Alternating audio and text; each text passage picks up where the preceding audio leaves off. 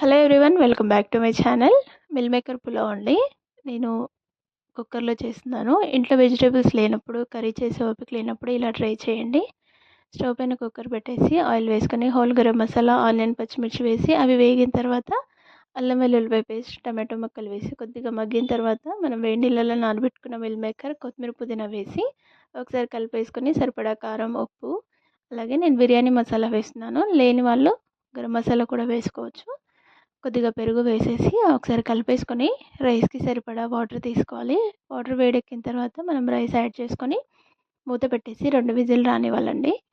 Whistles వచ్చిన తర్వాత వెంటనే మూత తీయొద్దు. ఒక 5-10 మినిట్స్ ఆగి తీయాలి. అంతే, మనకి ఎంతో టేస్టీగా ఉండే మిల్ మేకర్ పులావ్ అయితే రెడీ అయిపోతుంది. నైట్ టైంలో మనకి సింపుల్గా చేసుకోవాలంటే ఇలా చేసుకోవచ్చు. టేస్ట్ కూడా చాలా బాగుంటుంది. టైం కూడా సేవ్ అవుతుంది. Thank you so much for watching. Please subscribe.